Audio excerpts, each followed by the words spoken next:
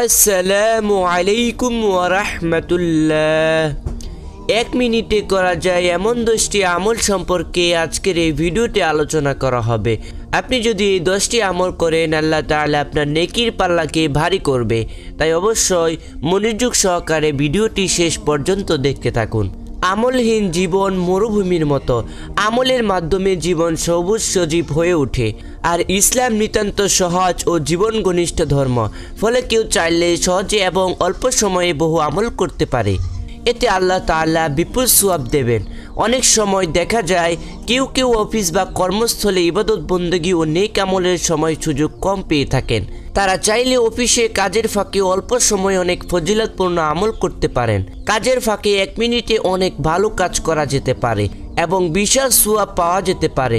শুধু 1 মিনিটে সতর্ক আমলে আমলনামায় অনেকগুলো সওয়াব ও পুণ্য লেখা হবে।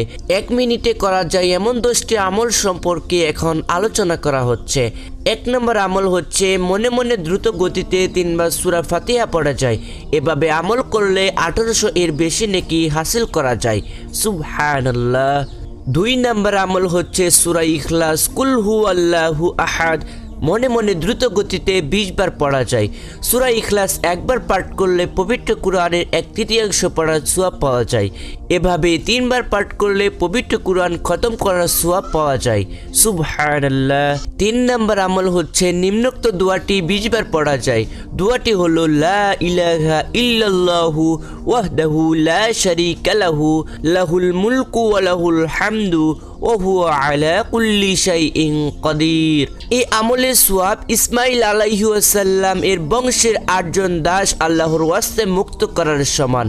সুবহানাল্লাহ। 4 নম্বর আমল হচ্ছে সুবহানাল্লাহি ওয়া বিহামদিহি 100 বার পড়া যায়। যে ব্যক্তি একদিনে এই দোয়াটি 100 বার পড়ে তার সমস্ত গুনাহ মাফ করে দেওয়া হয়, যদিও তা সমুদ্রের ফেনার সমান হয়। 5 নম্বর আমল হচ্ছে সুবহানাল্লাহিল আযীম অথবা সুবহানাল্লাহি ওয়া বিহামদিহি 50 বার পড়া যায়।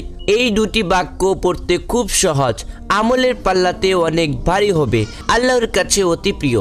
6 নম্বর আমল হচ্ছে প্রিয় নবী সাল্লাল্লাহু আলাইহি ওয়াসাল্লাম বলেন সুবহানাল্লাহ আলহামদুলিল্লাহ লা ইলাহা ইল্লাল্লাহ আল্লাহু আকবার পাঠ করা। যা কিছুর উপর সূর্য উদিত হয়েছে সবকিছু থেকে আমার কাছে অধিক প্রিয় এই আমলটি। সুবহানাল্লাহ। 1 মিনিটে বাক্যগুলো 18 বারের বেশি পড়া যায়। এই বাক্যগুলো আল্লাহর কাছে সবচেয়ে প্রিয়। এগুলো সর্বোত্তম কথা এবং আমলের পাল্লায় এগুলোর ওজন অনেক বেশি। 8 নম্বর আমল হচ্ছে লা হাওলা ওয়ালা কুওয়াতা ইল্লা বিল্লাহ। অর্থ আল্লাহ ছাড়া কোনো উপায়, সামর্থ্য ও কোনো শক্তি নেই। 40 বারের বেশি পড়া যায় 1 মিনিটে এই দোয়াটি। এই বাক্যটির সওয়াব জান্নাতের জন্য সঞ্চিত অমূল্য রত্ন এবং সামগ্রিক দুশ্চিন্তা দূর করে দেয়। বুখারী ও মুসলিম শরীফের হাদিস। 9 নম্বর আমল হচ্ছে আল্লাহর কাছে 100 বারের বেশি ইস্তিগফার আস্তাগফিরুল্লাহ বা ক্ষমা প্রার্থনা করা যায়। এই ফজিলত আপনার অজানা নয়, এটি ক্ষমা প্রাপ্তি ও জান্নাতে প্রবেশের উপায়। এটি সুখময় জীবন, শক্তি বৃদ্ধি এবং বিপদ আপদ রোধ, সব কাজ সহজীকরণ, বৃষ্টি বর্ষণ, সম্পদ ও সন্তানের বৃদ্ধি ইত্যাদির মাধ্যম। 10 নম্বর আমল হচ্ছে মহানবী সাল্লাল্লাহু আলাইহি ওয়াসাল্লামের উপর 50 বার দরুদ পাঠ করা যায়। শুধু সাল্লাল্লাহু আলাইহি ওয়াসাল্লাম পড়লেই চলে। প্রতিদিনে আল্লাহ তাআলা আপনার 500 বার রহমত পাঠাবেন। আর একবার দরুদ পাঠ করলে আল্লাহ সুবহানাহু ওয়া তাআলা 10 বার প্রতিদান দেন। এই আমলগুলোর বেশিরভাগের ক্ষেত্রে তেমন কিছু করতে হয় না। এগুলোর জন্য আপনার পবিত্রতার প্রয়োজন নেই, ক্লান্তি শ্রান্তি বা কায়িক শ্রম নেই, বরং আমলগুলো যে কোনো অবস্থায় করা যায়।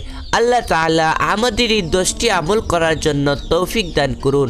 সকলেই বলেন আমিন।